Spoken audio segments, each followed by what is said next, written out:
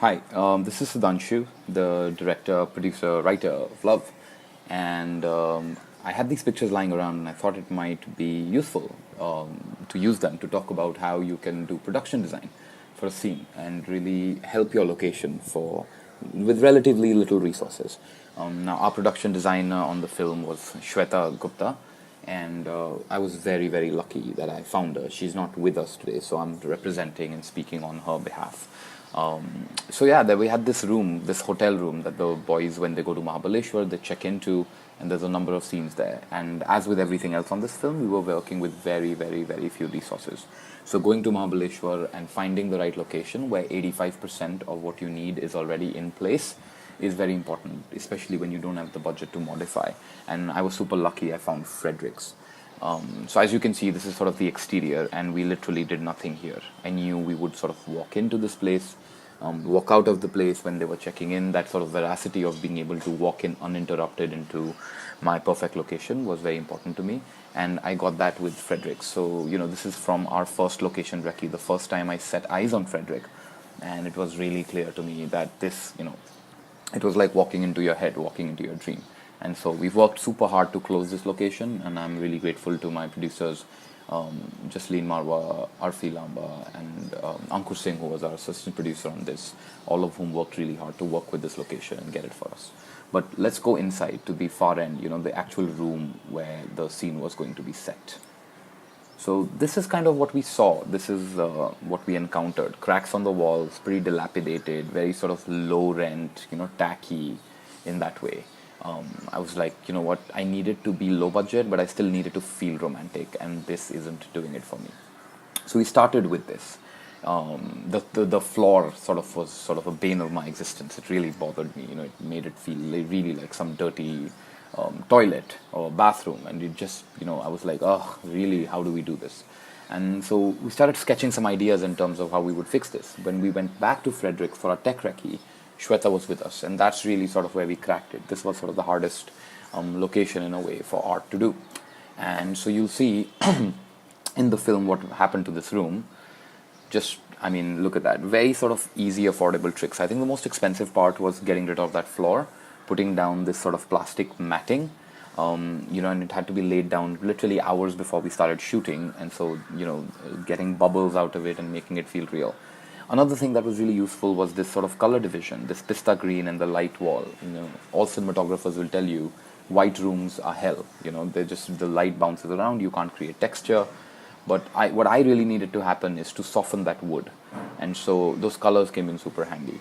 The white door, I think everything, just sort of painting it up. And then breaking your eye flow with these paintings, these little sort of objects on the wall that sort of break it up. So again, this is sort of what that double bed originally looked like, just sort of lying there drab, again with nothing. And by then she was done, look at, the beds are really small actually.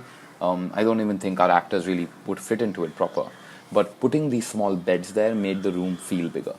So you had again these paintings on the wall and that really nice lamp, which is useful in that hugging scene, when Sahil calls Jay into his bed for that cuddle. I know we needed that lamp. So again, picking out things like this, just sort of, your eye has places to go. So again, this is sort of the side view, and you can see the furniture and, things like that. And then being able to use what is there as an asset and sort of cover up things that don't work for us. And then again, depth of field is sort of really useful.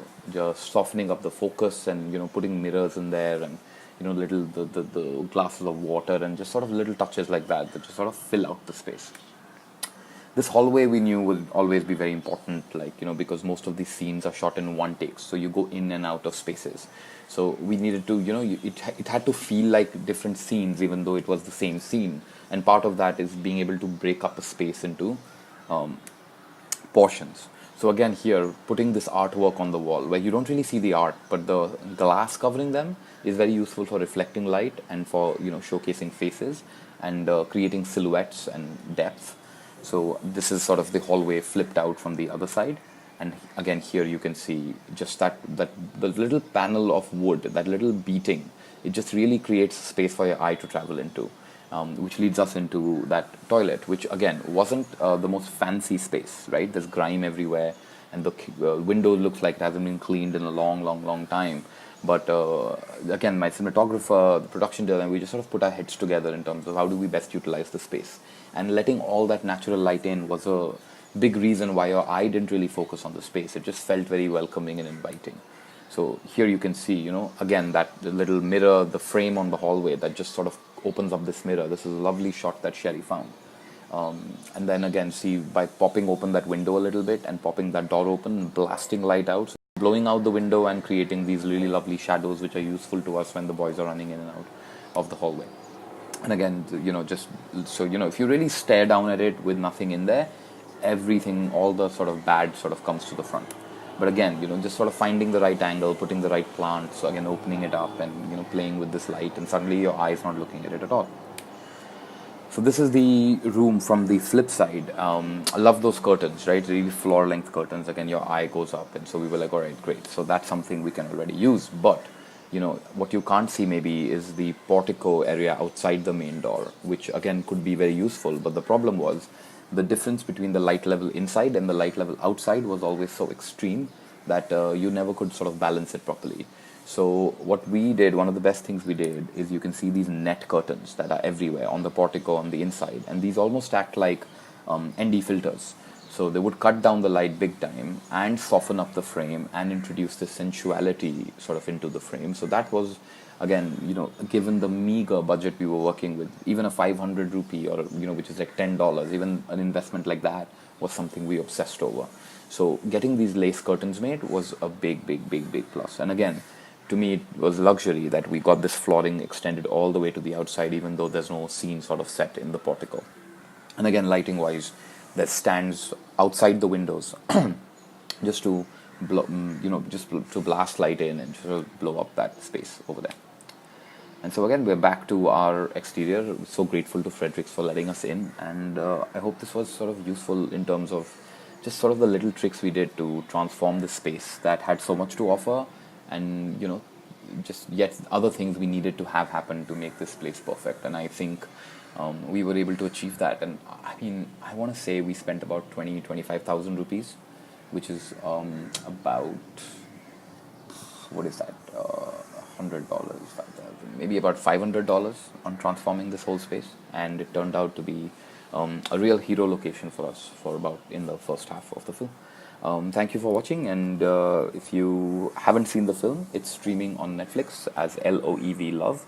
And please tell us what you think. Feel free to leave us feedback or share the video or whatever it is. Thank you so much for all this love you've given us. So whenever we get a chance, it's always fun to be able to give some of that back, so more good, amazing films can get made even at low budgets. All right, cheers. Have a nice day.